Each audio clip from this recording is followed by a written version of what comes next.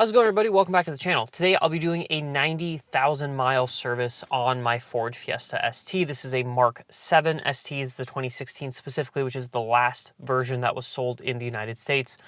And like I said, I just hit 90,000 miles. And so in order to make sure the car keeps running, reliably for the next X thousand miles I keep it for, I want to make sure that everything is done properly. So with the 90,000 mile service, we're going to do the following things today. We're going to replace the oil, which is kind of a standard thing, but replace the oil. We're going to replace the spark plugs. We're going to replace the cabin air filter and the engine air filter. You would also probably want to rotate your tires as well as check your brakes for wear. So rotors, check for minimum thickness, as well as brake pads, check for wear. I already did that recently. If you haven't checked that out, there's a video up here, so go ahead and check that out. But I've already done all that, so the brakes are good to go, but like I said, oil, cabin air filter, engine air filter, spark plugs, and that should be enough to keep the car running reliably for a while now. So let's go ahead, let's get the car off the ground. I'm gonna do the oil first, and then we'll do everything else afterwards.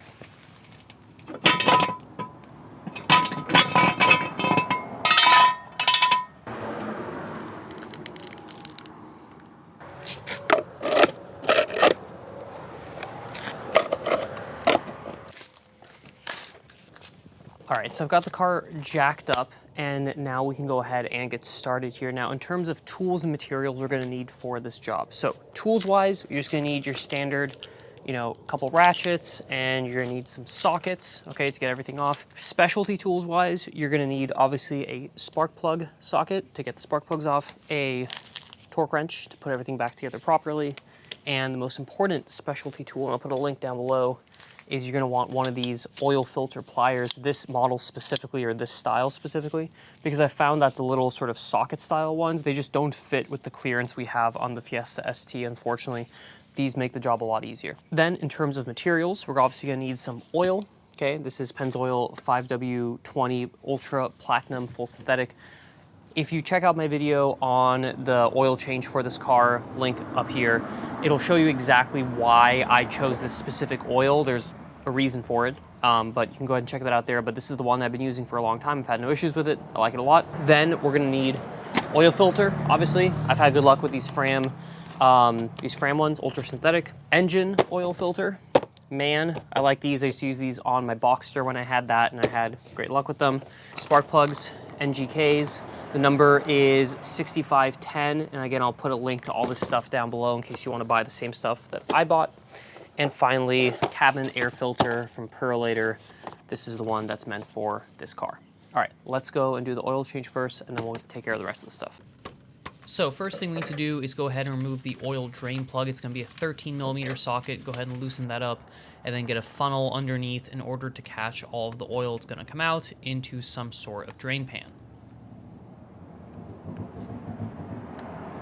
Once you get as much oil out as possible, you can go ahead and replace the oil drain plug. Now, there is no crush washer for this specific drain plug. You just have to reuse the old one. Make sure that the rubber is still in good condition, and then go ahead and torque it down to 21 foot-pounds.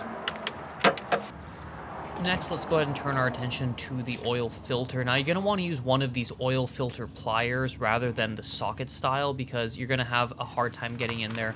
Once you get it loose, just go ahead and use your hand to remove it the rest of the way, and then you're going to have to sort of finagle it out of this sort of tight situation here. So just sort of remove it and then start to wiggle it. The easiest way I found is down through the bottom, just moving the hoses as needed. Once you do that, you can go ahead and replace it with the new oil filter. Go ahead and put a little bit of oil on the gasket to make sure it seals properly. And don't worry about all the oil spilling. We'll clean this up later. Once you get that snug down, doesn't have to be super tight, just sort of hand tight plus maybe a quarter turn should be good enough. Go ahead and clean everything up, and then we can go ahead, lift the car back up, remove the jack stand, and put it back down on the ground.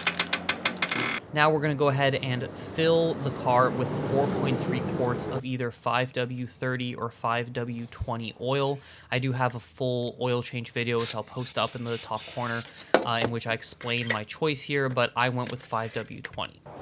Moving along to our engine air filter, we're going to first go ahead and remove these 4 T20 Torx screws, one on each of the 4 corners, and then we can use a 7mm socket to loosen up this hose clamp.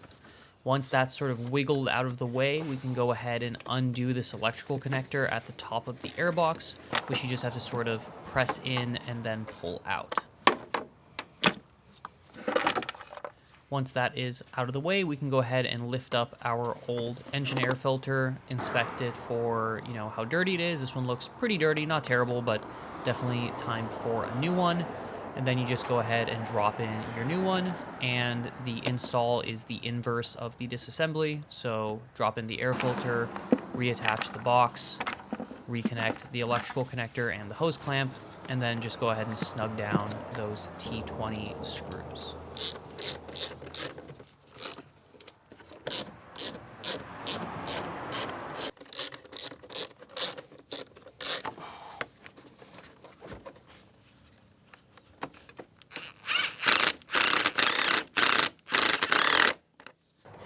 Now let's go ahead and tackle the spark plug change. First thing to do is to go ahead and remove this plastic engine cover. It just pries up if you lift on it, and then you can go ahead and loosen up this little hose here just by pressing on the connector and moving it off to the side. Now for our coil packs, first thing to do is detach these connectors. So pull forward and then push down. That should release it, and then you can go ahead and set each one to the side. Repeat for all 4. And then we can use an 8mm socket in order to remove the coil packs from the engine.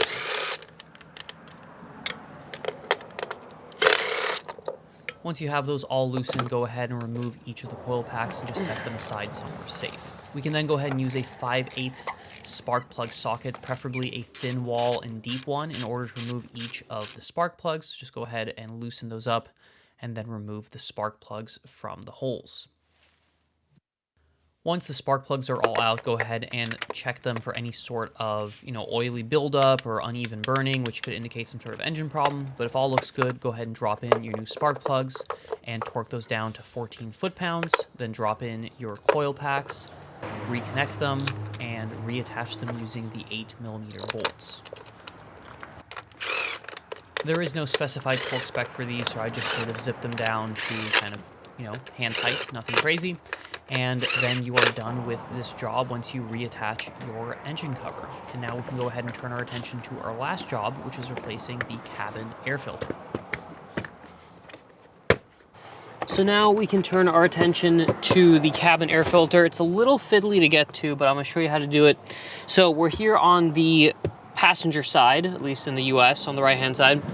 And we need to remove this plastic panel right here. So the tools you're gonna need for this whole job are a screwdriver, Phillips head, a little trim removal tool like this is a good idea, and then a stubby ratchet with a T20 on there should work pretty well for this job. You might be able to get in there with a Torx like L key or maybe a screwdriver, but the 2 top ones are kind of hard to get to, so this is gonna be your best bet. So first things first, let's remove this single plastic screw here.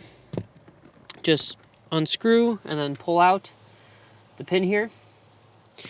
And then just using our plastic tool, we can just sort of pry this guy down and just remove it out of the way. Okay, so now we have this blue connector here, which we're just going to simply disconnect. There's a little push pin on the back. Disconnect that, okay?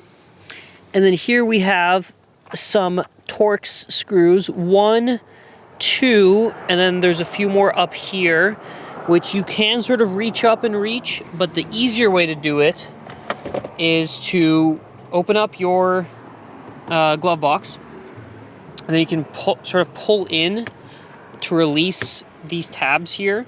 So pull in that side, pull in this side, and then the whole glove box will come down. And that should give you some slightly, whoops. Well, I guess we can just take the whole glove box out, actually. That makes life a lot easier. That will give us more access up there. So that's how I'm gonna do it.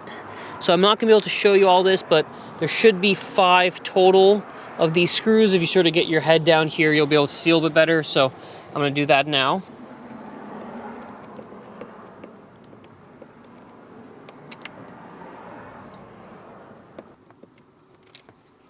The third one is sort of up here in the back, kind of in the middle. Okay, and then the last two, so there's one right here. As you can see, I've kind of unscrewed it halfway. So you kind of get it started with the screwdriver, and then you got to get it out with your hands. And the last guy is gonna be right here in the back. Again, same sort of thing. You can get it started with a little mini ratchet, and then you got to use your fingers to get it out the rest of the way, because otherwise there's not gonna be enough clearance for this between these two panels. Okay, so I finally got all of the bolts or the screws out. Okay, the top one is really up in there. You can get it with this little mini ratchet. It does work, but you're gonna have to sort of lay like upside down here with your head here, right? And just sort of reach your hand in there as far as you can. Now we can just remove this panel like so. And here you can see the location of all of the screws here. We can now pull our filter out, which is this guy right here. And I've never changed this, so it's probably gonna be pretty filthy. So let's take a look, see here at how filthy it is. Oof. Yeah. That is pretty gross. Oh yeah, look at that. So yeah, definitely not what you want to be breathing in. I mean, it did its job. But this guy is gonna go in this trash can once I remove this stuff off of it. But now we can go ahead and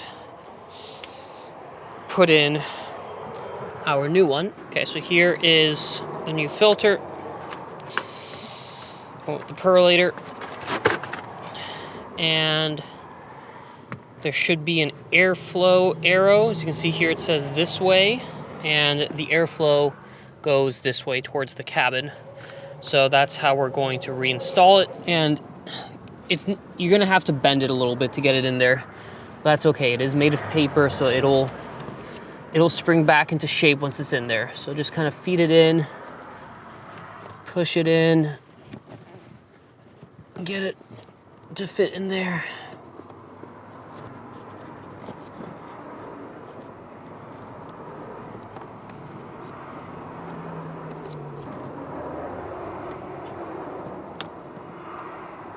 And then we can reattach this guy here.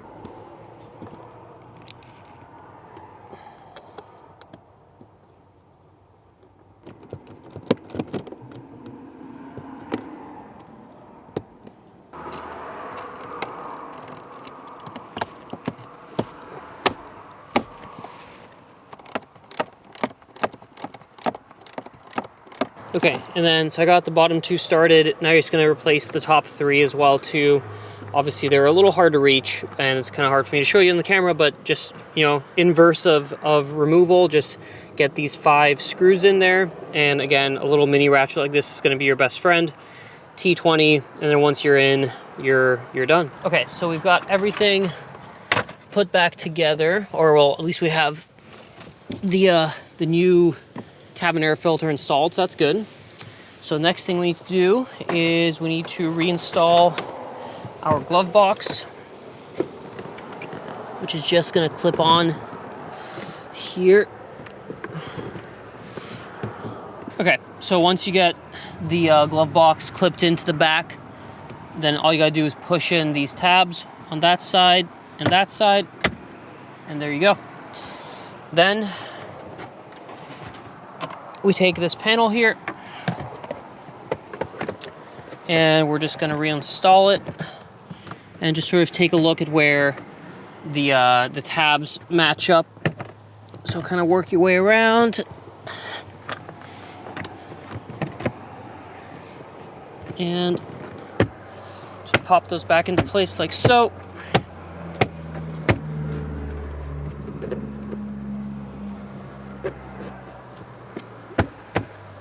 Okay. And then last thing we gotta do is take our little plastic kind of pop clip here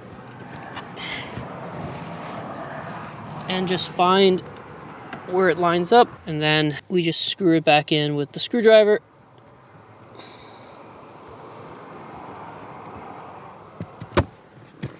We're done. All right, so that's it for today's video. We replaced the oil filter, the cabin air filter, engine air filter, and the spark plugs to make sure our Ford Fiesta ST is gonna keep running in tip-top shape.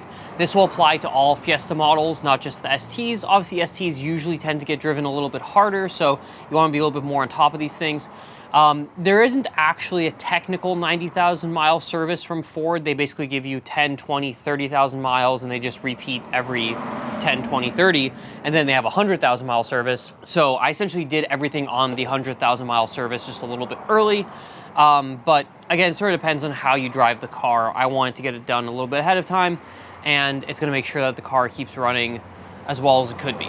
So hope the video is helpful. Again, I do have slightly longer videos on the brakes, which I will link below as well as above, as well as the oil change. So I'll link those in both places. If you have any questions, please let me know in the comments down below. Hope the video is helpful, and I'll catch you guys in the next one. See you later.